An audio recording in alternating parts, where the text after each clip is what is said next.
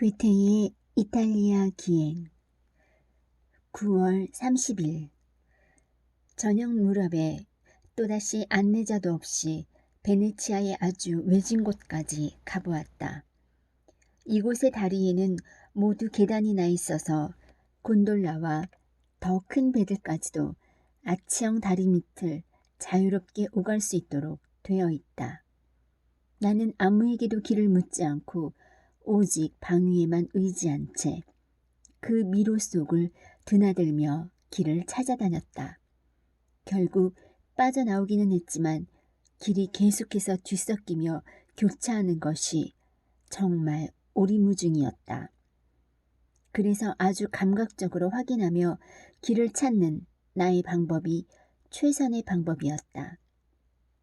나는 사람이 사는 가장 외진 곳까지 가서 그들의 거동과 생활 방식, 풍습과 성품 등을 살펴보았다. 그리고 각 지역마다 그 상태가 다르다는 것을 확인했다. 정말이지 인간이란 어쩌면 이렇게 가련하면서도 선량한 존재인가. 작은 집들이 운하 위에 아주 많이 세워져 있다.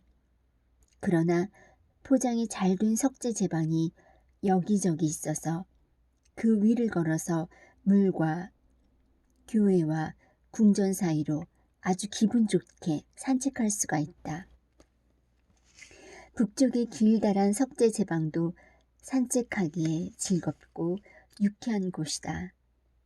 그곳에서는 특히 베네치아의 축소판이라 할 수 있는 무라노 섬도 보인다. 그 사이에 있는 연안호는 수많은 곤돌라로 활기를 띠고 있다. 9월 30일 저녁 오늘은 베네치아의 시내 지도를 사서 이 도시에 대한 지식을 늘렸다. 지도를 어느 정도 숙지한 후에 산 마르코의 종루에 올랐다. 내가 보기에 그곳은 다른 곳과 비할 데 없는 장관을 이룰 것처럼 보였다. 거의 정오에 가까운 시각이었고 태양이 밝게 빛났기 때문에 망원경 없이도 가까운 곳이든 먼 곳이든 사물을 정확히 식별할 수 있었다. 연안호는 밀물 상태였다. 연안호를 둘러싸고 좁게 이어진 육지인 리도 쪽으로 눈길을 돌리자 처음으로 바다가 보였다. 바다에는 몇 척의 돛담배가 떠 있었다. 연안호에는 갤리선, 고대 그리스 로마 시대부터 노예나 죄수에게 노를 젓게 한 돛배, 14세기부터 베네치아는 전투용 갤리선과 수송용 갤리선을 건조하여 최대의 해상 세력을 유지하였다. 갤리선과 프리기탐, 18세기에서부터 19세기 초엽의 쾌속 범선으로서 상하이 갑판에 28에서 60문의 대포를 장착하였다. 프리기탐이 정박해 있었다. 이 배들은 알제리아 인들과 전투를 치른 에모제독의 선단에 합류해야 했으나 역풍 때문에 이곳에 묶여 있었다. 파두바와 비첸차의 산들과 티롤 산맥은 서쪽과 북쪽 사이에 그림 같은 전경을 아주 아름답게 이어주고 있다. 10월 3일 팔라디오의 또 하나 아름다운 대작 일 레덴토레 교회의 정면은 산 조르주 교회의 정면보다 더욱 감탄할 만하다. 여러 군데 동판화로 새긴 이 작품은 두 눈으로 직접 보아야만 그 아름다움을 구체적으로 알 수 있을 것이고 여기서는 몇 마디 말로 줄이겠다. 팔라디오는 세상에 순응하지 않고 자신의 고귀한 이상에 따라 세상을 가능한 한 대폭 개조하려 한 위대한 인간답게 고대 정신에 흠뻑 젖어 있었으며 당대의 옹졸하고 편협한 경향을 뼈저리게 느끼고 있었다. 그의 저서에서 완곡하게 표현된 내용을 토대로 추론한 바에 따르면 그는 바실리카, 고대 로마 시대의 법정이나 교회당으로 사용된 공회당. 바실리카 양식으로 교회를 건축하는 관습에 불만이었고, 그렇기 때문에 자신의 신성한 건축물을 고대의 신전 양식과 유사하게 건설하려 했다. 그러한 시도는 어느 정도 부조화를 초래하기도 했다. 내가 보기에 일 레덴토레는 다행히 그러한 부조화를 모면했지만 산 조르조에서는 그러한 부조화가 너무나 뚜렷하게 나타난다. 폴크만도 이 점에 관해 언급하기는 했으나 핵심을 찌르지는 못했다. 일 레덴토레의 내부는 외관이나 마찬가지로 훌륭하다.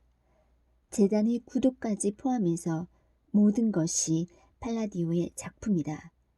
그러나 입상이 들어가 있어야 할 감실에는 유감스럽게도 평범하게 조각하여 채색한 목조 인물상이 자리 잡고 있다.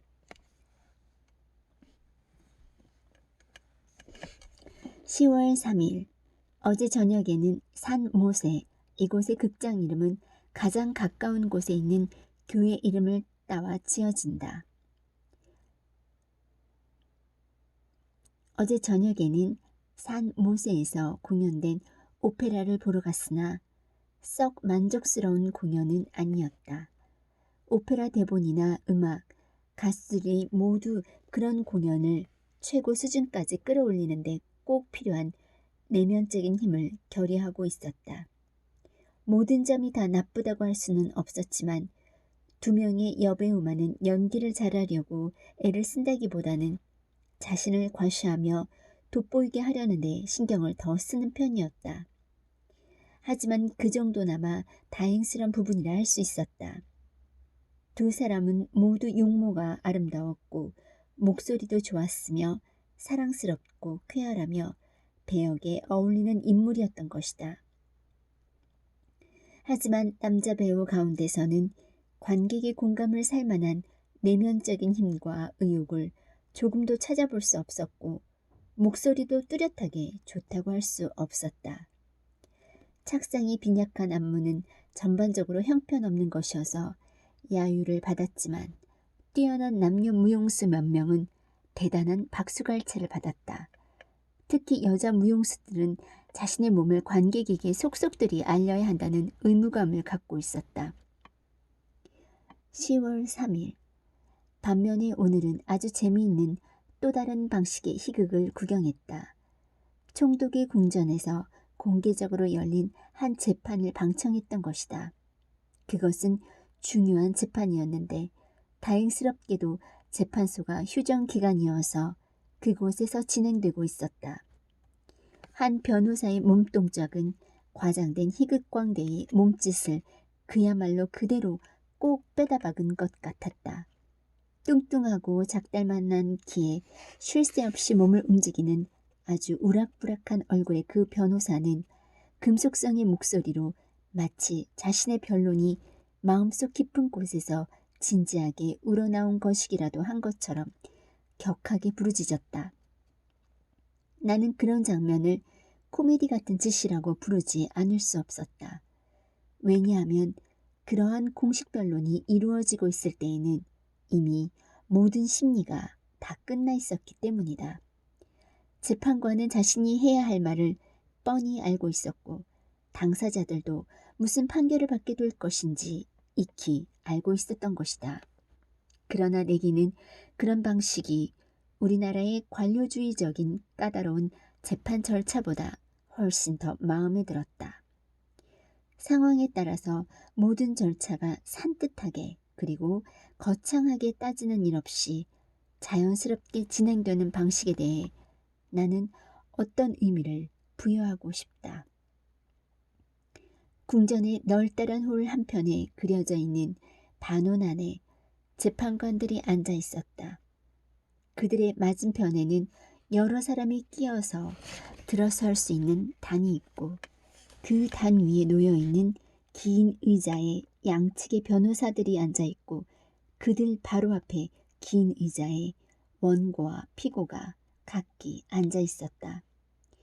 내가 들어설 때 원고의 변호사는 단에서 내려왔다. 오늘의 판결은 반박할 여지도 없이 이미 결정되어 있었던 것이다. 변론문과 반박문이 이미 인쇄된 채로 모두 낭독될 예정이었다. 꾀지지한 검정색 양복을 입은 비쩍 마른 서기가 두툼한 서류철을 손에 들고 서서 낭독자로서 처리해야 할 일을 준비하고 있었다. 홀 안은 구경꾼과 방청객들로 꽉 들어차 있었다. 재판 내용 자체나 재판을 받는 당사자들이 다 같이 베네치아 주민들의 아주 중요한 관심 대상임이 분명했다. 신탁 유증은 이 나라에서는 아주 결정적인 효력을 지니는 것으로서 일단 신탁 유증된 재산은 영원히 그 소유권을 인정받게 되어 있다. 어떤 계기나 상황으로 말미암아 그 재산이 수백 년 전에 남에게 넘어가 많은 사람의 손을 거친 뒤에라도 결국 송사가 벌어지면 맨 처음에 소유자였던 가족의 후손이 소유권을 인정받게 되어 이 후손에게 재산을 넘겨주지 않을 수 없는 것이다. 이번의 분쟁 사건은 총독 자신과 관계되는 소송이어서 대단히 중요했다. 아니 어쩌면 총독 부인이 챈달래를 두르고 몸소 원고의 바로 곁에 있는 작은 의자에 앉아있는 것으로 미루어 보아 그녀가 피고인인지도 몰랐다. 상당히 지긋한 나이와 고상한 몸매, 단정한 얼굴의 총독 부인은 심각한 듯한, 아니 어찌 보면 불쾌한 듯한 표정을 짓고 있었다. 베네치아 주민들은 총독 부인이 바로 자신의 궁전 안에서 공개적으로 그들 앞에 나와 재판을 받지 않을 수 없다는 사실을 그지없이 자랑스럽게 여기고 있었다. 서기는 낭독하기 시작했다. 그때서야 나는 재판관이 입장하는 가운데 단위의 변호인석에서 멀지 않은 곳에 어떤 작은 사내가 작은 책상 뒤에 나지막한 걸상에 앉아있다는 것을 깨달았다. 특히 그의 앞에 놓여있는 모래시계가 무엇을 의미하는가도 뚜렷이 알 수 있었다. 말하자면 서기가 낭독하는 동안에는 시계는 가지 않았던 것이다. 그러나 만일 변호인이 어떤 발언을 하고자 하면 그에게는 통틀어 얼마간의 일정한 시간이 주어졌다. 서기가 낭독하는 동안 그 작은 사내는 시계에 손을 대고 있었으며 변호인이 입을 열었다 하면 벌써 시계는 높이 들어 올려졌다가 그가 입을 다물자마자 곧 다시 내려지는 것이었다. 그러자 이제 아주 기발한 방법이 선해 보였다.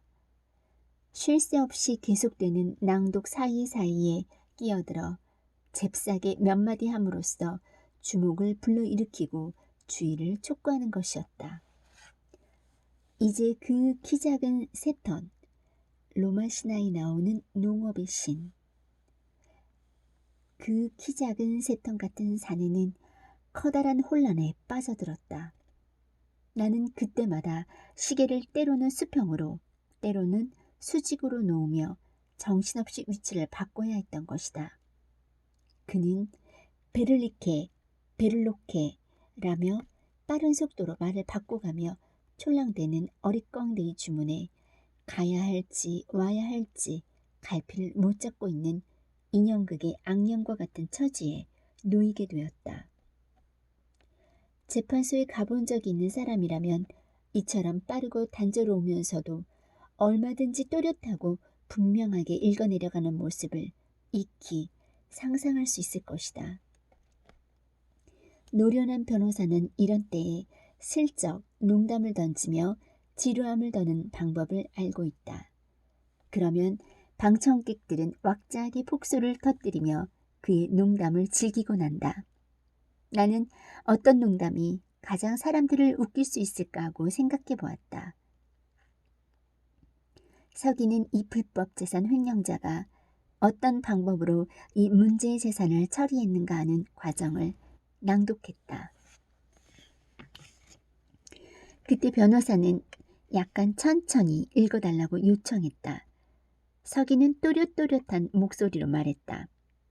나는 헌정할 것이다. 나는 유증할 것이다.